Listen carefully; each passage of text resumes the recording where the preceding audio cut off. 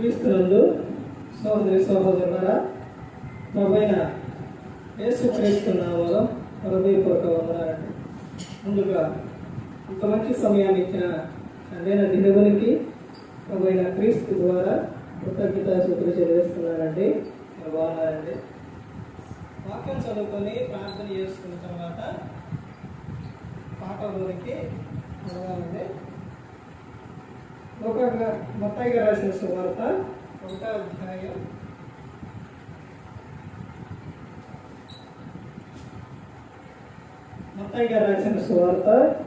అధ్యాయం 21వ. ఆమె ఒక కుమారుని కనును, తన ప్రజలను వారి పాపముల నుండి ఆయనే రక్షించును గనుక ఆయనకు యేసు అని పేరు పెట్టుదు అనెను. ప్రార్థన చేసుకుంటాం. పరలోకమందున్న మా తండ్రి, పరిశుద్ధ ప్రేమ గల తండ్రి, గొప్ప తండ్రి, గొప్ప తండ్రి, అయ్యా మీ ప్రియ కుమారుడు యేసుక్రీస్తు ప్రభువారి ద్వారా కృతజ్ఞతాస్తుతులు చెల్లిస్తున్నాము నాయన. కూడికంతట్లో మీరు నడిపించండి నాయన. వాక్యం బోధించుండగా ఈ లోక సంబంధమైన జ్ఞానంతో కాకుండా మీ జ్ఞానంతో మాట్లాడే భాగ్యం దయచేస్తారని మా ప్రభువైన యేసుక్రీస్తు నామములో వేడుకుంటున్నాం తండ్రి. ఆమేన్. ప్రభువైన యేసుక్రీస్తు నామములో హృదయపూర్వక వందనాలండి. దేవుని కుమారుడు యేసుక్రీస్తు ప్రభువు లోకానికి వచ్చిన తర్వాత పరలోక రాజ్యం సమీపిస్తుంది కనుక మారు మనసు పొందమని మొదలుపెట్టాం. అంశం పాఠం పేరు ఏంటంటే, దేవుడు పాపిని ప్రేమించి పాపాన్ని ద్వేషిస్తాడు. పాపిని ప్రేమించి పాపాన్ని ద్వేషిస్తాడు. ఎందుకు పాపే ప్రేమిస్తానంటే, ఒక వ్యక్తి తన పాపంలో జీవిస్తే ఈ లోకం విడిస్తే నరకానికి వెళ్ళిపోతాడు. అందుకనే యేసుక్రీస్తు ప్రభువారు ఎవరైతే పాపంలో ఉన్నారో, పాపం చేస్తూ ఉన్నారో వారిని ఆయన ఏం చేస్తారంటే ప్రేమిస్తారు. అయితే పాపాన్ని కాదు, పాపిని. పాపాన్ని ఏం చేస్తారంటే ఆయన ఏం చేస్తారు? పాపాన్ని ద్వేషిస్తారు. ఎందుకనంటే మనిషికి పాపం వలన వచ్చేది ఏంటి అని అంటే రోగం. ఒక మనిషిలో పాపం పోతే రోగం పోతుంది. పాపంతో మరణిస్తే రోగం జాగ్రత్త, నరకానికి జాగ్రత్త. అసలు యేసుక్రీస్తు ప్రభువు లోకానికి ఎందుకు వచ్చారు? ఇక్కడ చెబుతున్నారు. మత్తయి గారు రాసిన సువార్త 1వ అధ్యాయం 21వ. ఆమె ఒక కుమారుని కనును, తన ప్రజలను వారి పాపముల నుండి ఆయనే రక్షించును.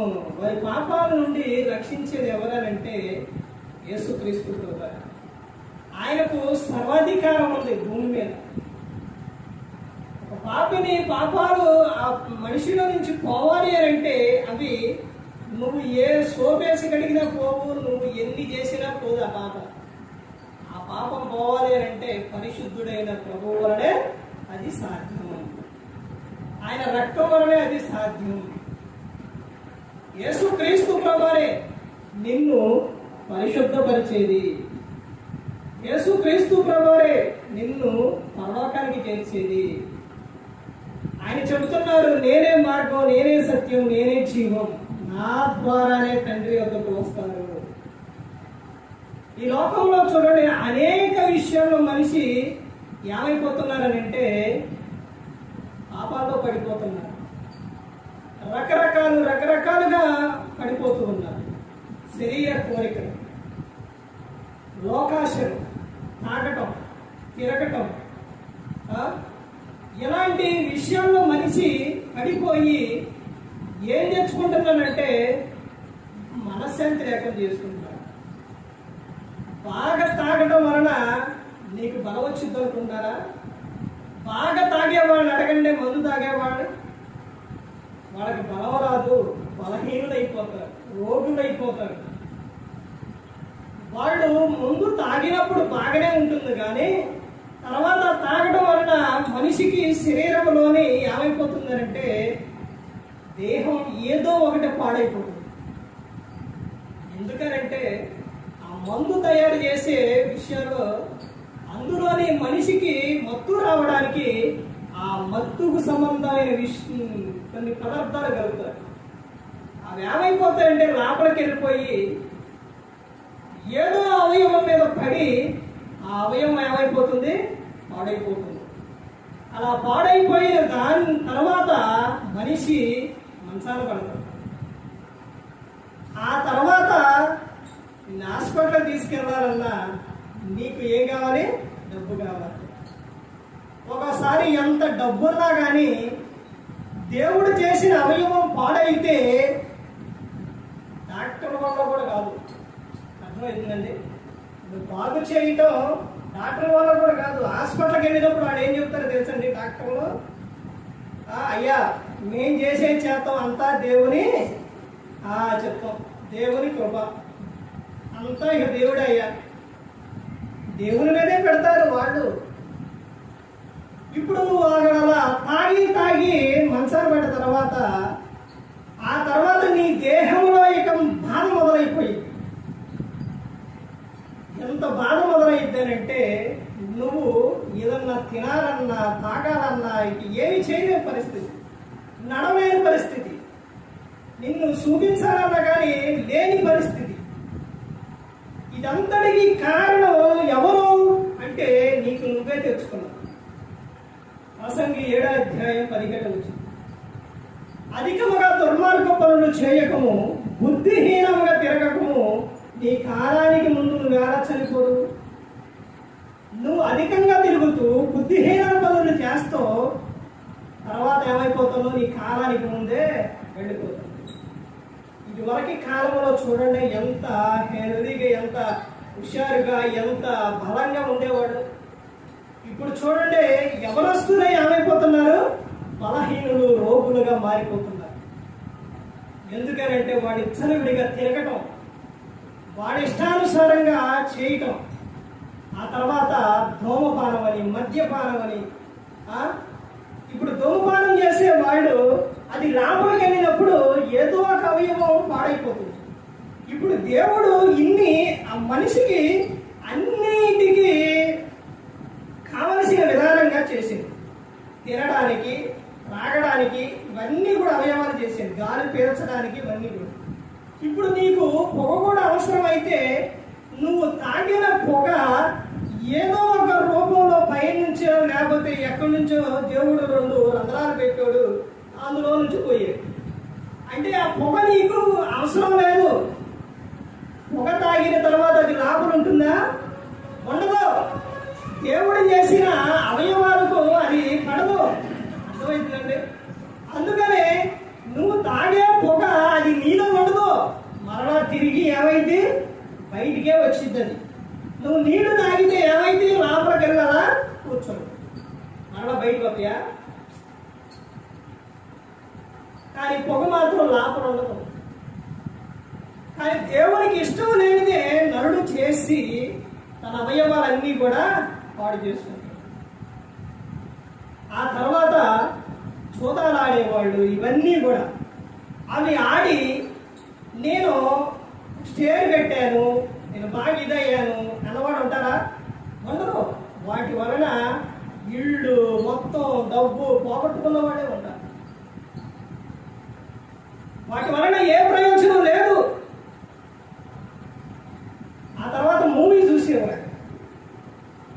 మూవీ చూసి అత్త కోడలనెట్ట చంపాలి, కోడలు అత్తనెట్ట ప్లాన్ చేయాలి, తర్వాత పిల్లలు మేము ఎలా తిరగాలి, అమ్మాయిని ఎలా ప్రేమించాలి, ఏం చేయాలి అనేది నేర్చుకుంటారు. కానీ చెడునే తీసుకుంటారు.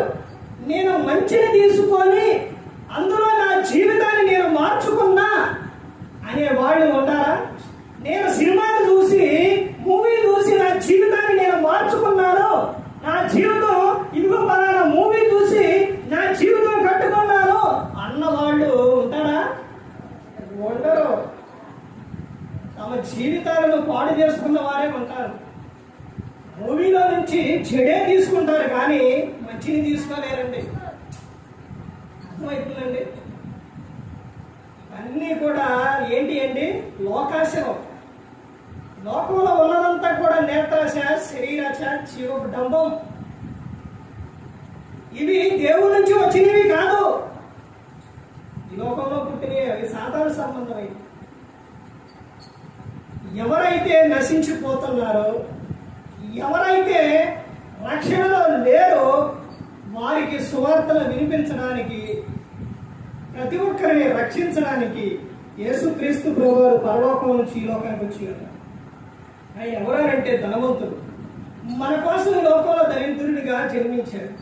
పరలోకంలో యేసుక్రీస్తు ప్రభువారికి ఎలా ఉంటుంది అంటే, నిత్యం కూడా అక్కడ దూతలు పరిశుద్ధుడు పరిశుద్ధుడు పరిశుద్ధుడని ప్రతిగానాలు చేస్తూ ఉంటారు. అలాంటి జీవితం, అలాంటి ఆనందమైన సంతోషకరమైన జీవితాన్ని యేసుక్రీస్తు ప్రభువారు వదిలిపెట్టుకొని ఈ లోకంలో ఆయన పుట్టారు, ఈ లోకంలో జన్మించారు. ఎందుకంటే మనందరినీ కూడా రక్షించడానికి, ఆయనతో పాటు ఉండడానికి. పరలోకంలో ఆయనతో పాటు ఉంటే యుగయుగాలు ఆనందంగా సంతోషంగా ఉంటారు. అదే నరకంలో ఉంటే యుగయుగాలు కాలిపోతాయి. అగ్ని ఆరవ పురుగు చావదో భయంకరంగా ఉంటుంది. ఆ నరకానికి ఏ ఒక్కరు కూడా వెళ్ళిపోకూడదు అనే యేసుక్రీస్తు ప్రభువారు ఈ లోకానికి వచ్చింది. మనందరం ఎవరో తెలుసండి, దేవుని పోలిక, దేవుని స్వరూపం. ఈ రోజున నువ్వు నీ జీవితాన్ని వ్యర్థంగా గడుపుతున్నావేమో. నా జీవితం ఇంతే, నా బ్రతుకు ఇంతే, నేను ఎందుకు పనికిరాను, నా పని అయిపోయింది అనుకుంటున్నావేమో. అసలు నువ్వెవరో తెలుసా? నువ్వు దేవుని కుమారుడివి, కుమార్తెవి. నువ్వు దేవుని కుమారుడు అండి, కుమార్తె నువ్వు. మనిషి అది మరిచిపోయా, అది మరిచిపోయి నాకేమీ లేదులే, నేను ఎందుకు బ్రతుకుతున్నా అనుకుంటున్నావు. నేను బ్రతకనే కా, నేను చనిపోతా అని నువ్వు అనుకుంటున్నావు. కానీ నువ్వు దేవుని కుమారుడివి, కుమార్తె అనే విషయం మర్చిపోవు. నువ్వు చేస్తున్న ప్రతి ఒక్క తప్పు, ప్రతి ఒక్కటి కూడా అది ఆయన మీదే పడుతుంది, క్రీస్తు మీద. క్రీస్తు మీద పడి ఆయన మన కోసం సిలువలో ఆయన తన ప్రాణాన్ని పెట్టారు. అపరాధముల చేత, పాపముల చేత చచ్చి పడి ఉన్నప్పుడు ఆయన క్రీస్తుతో కూడా మనలను బ్రతికించారు. ఇప్పుడు నీవు నీ సొత్తు కాదు, నువ్వు దేవుని సొత్తు. నీ దేహము దేవునికి ఆలయమై ఉంది. మరి నీ దేహంతో దేవుని మహిమపరచాలి. కానీ నీ దేహాన్ని పాడు చేసుకునే అన్ని నువ్వు వాడుకుంటున్నావే, ఉపయోగిస్తున్నావే, ఒక్కసారి ఆలోచించండి. ఎందుకనంటే నిన్ను ఆయన ప్రేమిస్తున్నారు. ఎంతగా ప్రేమిస్తున్నారో తెలుసండి. యోహాను గారు రాసిన సువార్త 3:16 దేవుడు లోకమును ఎంతో ప్రేమించాడు, అందుకని ఆయన కుమారుని లోకానికి పంపించాడు. నిన్ను ఆయన పిలుస్తున్నారు, రా ఆ కుమార్తె రా, నా యొద్దకు రా, నేను మీకు విశ్రాంతినిస్తా, మిమ్మల్ని కాపాడుతా, మిమ్మల్ని రక్షిస్తా, మిమ్మల్ని కరుణిస్తా. మీరు లోకం విడిస్తే నాతో పాటు ఉండే విధంగా నేను చేస్తాను, నా యొద్దకు రా అని ఆయన పిలుస్తున్నారు.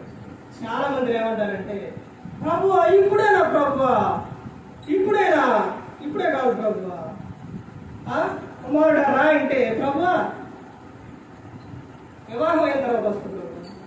వివాహం అయిన తర్వాత అయ్యా రాయ్యా నీ జీవితాన్ని నాకు ఒప్పు చెప్పాయి అంటే, ప్రభువా ఇప్పుడే కాదు ప్రభు, పెళ్ళి అయింది, ఆ తర్వాత పిల్లలు, అయ్యా రా నా కుమారుడా నీ ఉదయం నాకు ఇయ్యి అంటే, అయ్యా పిల్లలు పుట్టారయ్యా బిజీగా ఉన్నా. ఆ తర్వాత పిల్లలు ఎదిగిన తర్వాత కుమారుడా రా అంటే, అయ్యా పిల్లలకి వివాహం చేయాలి. అదైపోయిన తర్వాత రాయి అంటే వాళ్ళకి పిల్లలు పడతారు. ఆ తర్వాత నువ్వు ఎక్కడికొచ్చావు, వృద్ధాప్యానికి వచ్చావు. యవనం అయిపోయింది, బాల్యం అయిపోయింది, యవనం అయిపోయింది, మధ్య వయసు అయిపోయింది, మొత్తం అయిపోయింది. ఇప్పుడు వృద్ధాప్యానికి వచ్చావు. ఇప్పుడు నువ్వు మంచాలు పడిన తర్వాత ఇప్పుడు నువ్వు ఏమంటున్నావు, ప్రభువా ఇదిగో ప్రభువా నా హృదయం ఉంచుకో, ఆయన నీ దగ్గరే ఉంచుకో. ఎందుకే అప్పుడు ఏం చేయడానికి ఇంకా రాయా అంటే వచ్చిందా మొత్తం నీ యవనం, నీ వయసు మొత్తం సదా గొప్ప చెప్పావు. చెరుకు బండిలో చెరుకు రసం తీయడానికి అందులో కర్ర పెడతారు. ఆ కర్ర పెట్టి ఇటు నుంచి పెట్టిన తర్వాత ఆ రసం అంతా పోయిన తర్వాత అందులో ఏముండిద్ది? పిప్పు ఉండిద్ది. ఇద్దరు పిల్లలు ఉన్నారంట. ఆ ఇద్దరు పిల్లల్లో ఒక పిల్లోడికి మామిడి పండు దొరికిందంట. ఆ పండు తింటా ఉండి పక్కన ఉన్నవాడు, అయ్యా అరే కొంచెం బెటరా అన్నాడు. ఆగరా పెడతా అన్నట్ట. అది ఇట్లా జుబుకుతూ తర్వాత అందులో రసం అంతా అయిపోయిందట. అరే ఆ తోలన్నా ఎవరా అన్నట్ట. ఆగెత్తరా అని ఆ తోల కూడా తిన్నట్ట. ఆ తర్వాత టెంక మీద అది జ్యూస్ ఉంటే అరే అదన్నా ఎవరా అంటే ఆగరా ఎత్తా అన్నాడు. ఆ టెంక మీద ఆ జ్యూస్ కూడా అయిపోయింది. ఇది నీకేముంది? ఇంకేమన్నా అడుగుతురా? ఏముంది? ఇంకా ఒకటి టెంక ఉంది. ఏం చెప్పుకున్నావు? నీ జీవితం అంతా లోకానికి, నీ జీవితం అంతా సాతానికి అప్పచెప్పేసి ప్రభువా ఇదిగో ప్రభు నేనన్నా ప్రభువా అంటే ఏం చేస్తావు? ఒక్కసారి ఆలోచించు. నీ యవ్వనం అంతేమో లోకానికి, నీ యవ్వనంలో ఉన్నప్పుడేమో నీ ఇష్టానుసారంగా జీవిస్తాను. అయితే ప్రసంగి 11వ అధ్యాయం 9-10 వచనాలు ఏమని చెబుతారంటే, ఎవరుడా నీవు యొక్క హృదయం యొక్క ఆలోచన చొప్పున నీ ఇష్టం చొప్పున జీవించు. అయితే దేవుడు వీటన్నిటిని బట్టి నిన్ను తీర్పులోనికి తెచ్చునని జ్ఞాపకం ఉంచుకో. నువ్వు చేసే ప్రతి ఒక్కటి కూడా లెక్కలోకి వచ్చింది. దేహంతో జరిగించిన ప్రతి ఒక్క దానికి కూడా క్రీస్తు న్యాయపీఠం ఎదుట నిలబడ్డప్పుడు లెక్క చెప్పవలసి ఉన్నది. అందుకనే జాగ్రత్త కలిగి ఉండాలి. అందుకనే మన లోకానికి పంపించిన తర్వాత దేవుడు సాక్షులు కట్టిండు. ఏరండి మనకు కనపడుతున్నారా సాక్షులు అనుకుంటున్నారా? మన చుట్టూ కెమెరా ఉంది. దేవుడు కెమెరాను పెట్టిండండి. ప్రతి ఒక్కటే రికార్డింగ్ అయింది. ఆకాశమా ఆలకించు, భూమి చెవియొగ్గు. అర్థమైందంటే సాక్షులు పెట్టారు. ఎక్కడ తప్పించుకుంటారు? కీర్తన 139 అక్కడి నుంచి ఆ వచనాలన్నీ చూస్తే నువ్వు కూర్చుంట, లేచుట, పడుకునుట, త్రోవలు వేయుట అన్నీ మొత్తం నాకు తెలుసు. నువ్వు ఎక్కడికి పోతావు? ఈ రోజున సృష్టికర్తను మర్చిపోయాడు. సృష్టిలో ఉన్న వాటిని అన్నిటినీ పూజిస్తూ ఉన్నాడు. ఈ రోజున మనిషి ఎలా మారిపోయారంటే తినడం, త్రాగటం, వినోదాలు ఎలా పడితే అలా జీవించేస్తున్నారు. నీ దేహాన్ని పాడు చేసుకుంటే చాలా ప్రమాదం. దేవుడు నిన్ను ప్రేమిస్తున్నాడు. అయితే నువ్వు చేసే పాపాన్ని ద్వేషిస్తున్నావు. ఎందుకంటే నువ్వు ఆ పాపంలో పడకూడదు. ఆ పాపంలో మరణిస్తే నువ్వు పరలోకానికి చేరవు. కాబట్టి నిన్ను ఆ పాపంలో నుంచి రక్షించడానికి యేసుక్రీస్తు ప్రభువారు ఈ లోకానికి వచ్చినాడు. ప్రతి ఒక్కరు గమనించుకోవాలి. దేవుడు నీ ప్రతి అవసరం తీరుస్తున్నారు, నిన్ను కాపాడుతున్నారు, నిన్ను రక్షిస్తున్నారు. నీకు ఏ దిక్కు దూరం చేస్తున్నారు. నీకు వివాహం విషయాల్లో నీకు మంచి భర్త కావాలి, దేవుడు ఇచ్చారా? నీకు మంచి భార్య కావాలి, ఇచ్చారా? మీరిద్దరికి వివాహం అయిన తర్వాత మీకు పిల్లలు కావాలి, పిల్లలు ఇచ్చారా? మంచి జీవితాన్ని ఇచ్చారా? అన్నీ ఇచ్చారు దేవుడు. కానీ దేవుడికి నువ్వేమిచ్చావు? ఏమిచ్చావు? దేవుని కోసం నువ్వేం చేస్తున్నావు? ఉదయం లేచిన కానించి పనులే, జీవనోపాధి కోసం పనులు చేసుకోవచ్చు. కానీ దేవునికి ఎంత సమయం ఇస్తున్నావు? నువ్వు ఎంత సమయం ఇస్తున్నావు? వాక్యం చదువుతున్నావా? ప్రార్థన చేసుకుంటున్నావా? నీ పిల్లలకు చెబుతున్నావా? నీ కుటుంబంలో కుటుంబ ప్రార్థన ఉందా? ఒక్కసారి ఆలోచించండి. కుటుంబ ప్రార్థన ఉంటే నీ గృహం, నీ ఇల్లు, నీవు, నీ కుటుంబం అంతా కూడా దీవించబడతారు, ఆశీర్వదింపబడతారు. ఇది మర్చిపోయారు మనుషులు. ప్రతి ఒక్కరు గమనించుకోవాలని, ఏ ఒక్కరు కూడా నశించి నరకానికి వెళ్ళిపోకూడదు. యేసుక్రీస్తు ప్రభువు ఈ లోకానికి వచ్చి మనందరి కోసం శిలువలో తన ప్రాణాన్ని పెట్టి ఉంటారు. మరి ఈ విధంగా నిలబెట్టి మాట్లాడించిన తండ్రి అయిన దేవునికి కృతజ్ఞతాస్తుతులు చెల్లిస్తూ, ఇంతవరకు శ్రద్ధగా ఉన్న మీకు ప్రభు పేట హృదయపూర్వక వందనాలు చెల్లిస్తూ ఈ మాట ముగిస్తాను. అందరికీ వందనాలు.